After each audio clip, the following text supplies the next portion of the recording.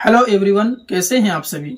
आज की इस वीडियो में हम लोग लेव वाइगोत्स्की के बारे में पढ़ने वाले हैं और उसके बारे में हर एक चीज जानने वाले हैं। जैसे कि लेव वाइगोत्स्की का जन्म कहाँ हुआ था, कब हुआ था, उसका मृत्यु कब हुआ और जन्म से मृत्यु तक उन्होंने जो भी कारनामे अंजाम दिए हैं, जो भी किए हैं, जैसे कि उनके बारे में हम लोग पढ़ेंगे कि उनका जन्म और प्रारंभिक जीवन के बारे में पढ़ेंगे, लेव वाइगोत्स्की के बारे में, उनकी शिक्षा और करियर के बारे में थोड़ी बहुत जानकारी लेंगे, उनके प्रमुख सिद्धांत और शिक्षा में उनका क्या योगदान रहा है उस पर भी चर्चा होगी और अंत में उनकी मृत्यु तथा विरासत पर भी हम लोग चर्चा करेंगे। तो अगर आप लोग जानना चाहते हैं लेव वाइगोत्स्की जैसे महान व्यक्ति के बारे में, अगर आप हर एक चीज जानना चाहते हैं तो ये वीडियो आपके लिए बहुत ही ज्यादा फायदेमंद होने वाला है। इस वीडियो को आप लोग लाइक करके, इस चैनल को सब्सक्राइब करके इस वीडियो को आप लोग शुरू से आखिर तक जरूर देखें, आपको हर एक चीज समझ में आ जाएगा। देखिए, आज हम बात करने जा रहे हैं शिक्षा और मनोविज्ञान की दुनिया के एक ऐसे महान वैज्ञानिक की जिनके विचार आज भी पूरी दुनिया की शिक्षा व्यवस्था को प्रभावित कर रहे हैं। जी हाँ, हम बात कर रहे हैं लेव वाइगोत्स्की की, एक ऐसे मनोवैज्ञानिक जिन्होंने यह बताया कि बच्चे अकेले नहीं बल्कि समाज और भाषा के माध्यम से सीखते हैं। इस वीडियो में हम जानेंगे उनका जन्म और प्रारंभिक जीवन के बारे में, उनकी शिक्षा और करियर के बारे में, उनके प्रमुख सिद्धांत के बारे में, शिक्षा में उनका क्या योगदान है इसके बारे में जानने वाले हैं और अंत में इनकी मृत्यु तथा विरासत के बारे में भी हम लोग जानने वाले हैं। तो आइए शुरू करते हैं उनकी जीवन यात्रा। सबसे पहले हम लोग इसका जन्म और प्रारंभिक जीवन के बारे में समझेंगे।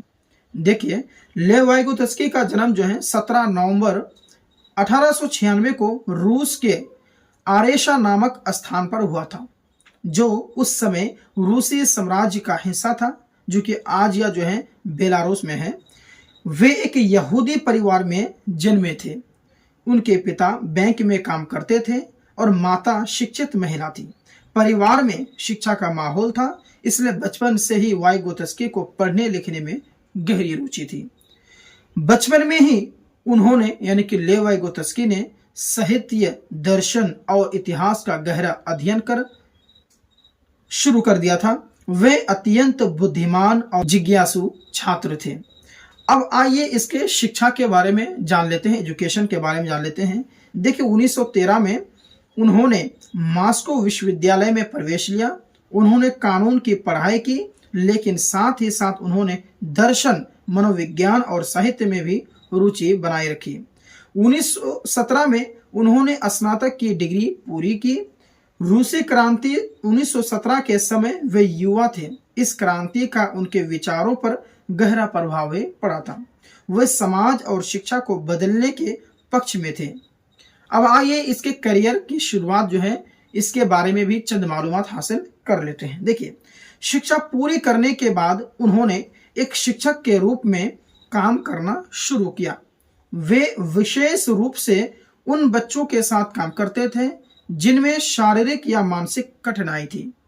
1924 में उन्होंने यानी कि लेव वाइगोत्स्की ने मनोविज्ञान पर एक सम्मेलन में भाषण दिया, जिससे वे प्रसिद्ध हो गए थे। ठीक है, तभी से उनकी करियर की शुरुआत हुई थी।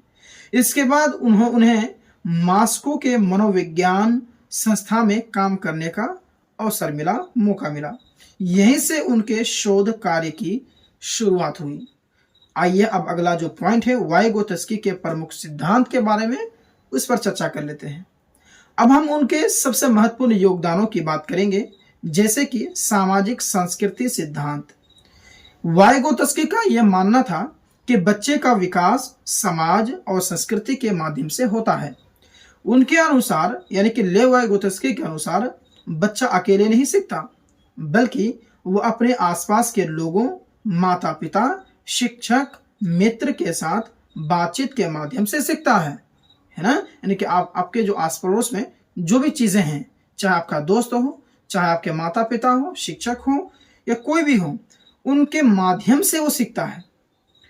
उसके बाद में ZPD का नाम आप बहुत बार सुने होंगे, जिसे जोन ऑफ प्रोक्सिमल डेवलपमेंट कहते हैं।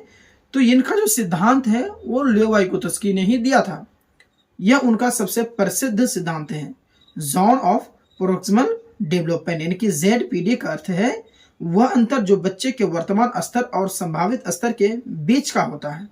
बच्चा जो काम अकेले कर सकता है और जो काम वो अकेले नहीं कर सकता लेकिन किसी की मदद से वो करता है, तो यही होता है जेडपीडी।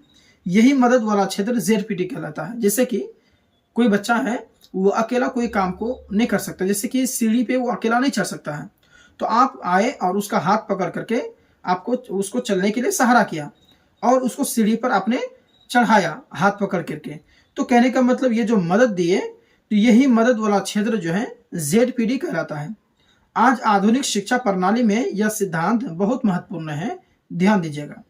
उसके बाद में इसके फोल्डिंग, इसका भी सिद्धांत जो है कि लेव वाइगोत्स्की ने ही दिया है। हालांकि इसके फोल्डिंग शब्द उन्होंने सीधे नहीं दिया, लेकिन यह उनके सिद्धांत पर आधारित है। इसका मतलब है शिक्षक धीरे धीरे सहायता देकर बच्चे को सीखने में मदद करे और जब बच्चा सक्षम हो जाए तो सहायता हटा ले। कहने का मतलब है जब आप कोई भी चीज में बच्चे को प्रॉब्लम हो रही है तो आप उनको बता देते हैं, उसके बाद वो सीख जाता है तो आपको दोबारा पूछता नहीं है, यानी कि वो उसका काम मुकम्मल हो गया। तो यही होता है इसका फोल्डिंग। जहां पर परेशानी हुई आप उसका सहायता कर दें, बस पीछे हट जाएं, बच्चे फिर खुद ब खुद सीखेंगे। फिर कहीं प्रॉब्लम हुआ आप उन्हें मदद कर दें, फिर आप मतलब पीछे हट जाएं, बच्चे फिर से खुद ब खुद करेंगे। यानी जहां जहां प्रॉब्लम हो रही है आप उन्हें बताएं, इसका फोल्डिंग। अगला जो है भाषा का महत्व, यानी कि वाइगोत्स्की का मानना था कि भाषा केवल संवाद का माध्यम नहीं है, बातचीत का माध्यम नहीं है, बल्कि यह सोचने का भी माध्यम है। ये उन्होंने कहा था, लेव वाइगोत्स्की ने भाषा का महत्व दिया था। उन्होंने कहा कि बच्चे पहले बाहरी भाषा बोलते हैं, फिर धीरे धीरे वही भाषा उनके आंतरिक विचार बन जाते हैं, उसके अंदरूनी जो आंतरिक विचार हैं वो बन जाते हैं। अब आइए शिक्षा में योगदान क्या रहा है लेव वाइगोत्स्की जी का, आइए इस पर चर्चा करते हैं। समूह में सीखने की अवधारणा, शिक्षक की सक्रिय भूमिका, सामाजिक सहभागिता का महत्व, विशेष बच्चों की शिक्षा पर शोध, जो कि आज सीटेट, डीएलएड, बीएड जैसी परीक्षा में वाइगोत्स्की के सिद्धांत से प्रश्न पूछे जाते हैं, है ना। आइए इनके प्रमुख पुस्तकें जो हैं इन पर भी हम लोग चर्चा करते हैं। देखिए, उनकी मृत्यु के बाद उनके कार्य प्रकाशित हुए। उनकी सबसे जो प्रसिद्ध पुस्तक है वो है थॉट एंड लैंग्वेज। इस पुस्तक में उन्होंने भाषा और विचार के संबंध को विस्तार से समझाया है।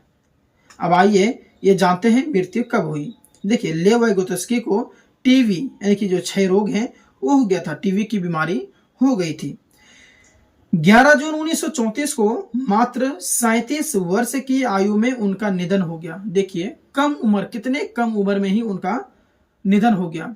अगर खुदा ना खास्ता वो ज्यादा दिन तक जिंदा रहते तो आप सोच सकते हैं कि जब इतने कम उम्र में उन्होंने इतनी बड़ी बड़ी बातें कही, उनके कार्यों के ऊपर में, उनके विचारों के बारे में किताबें छपी या फिर उसके बारे में आज पढ़ाया जाता है। इतने कम उम्र में ही उन्होंने इतने सारे काम करके गए हैं। अगर वो 100 सालों तक जीते तो आप समझ सकते हैं कि वो कितने बड़े वैज्ञानिक कहलाते और हमारे लिए कितनी सारी चीजें दे के जाते हैं। खैर, अल्लाह को जो मंजूर होता है वही होता है। देखिए, इतने कम उम्र में भी उन्होंने मनोविज्ञान के दुनिया में अमिट छाप छोड़ी, है ना। उनके विरासत आइए जानते हैं। देखिए, उनकी मृत्यु के बाद कई वर्षों तक उनके कार्य पर सोवियत संघ में प्रतिबंध रहा, लेकिन बाद में उनके सिद्धांतों को दुनिया भर में मान्यता मिली।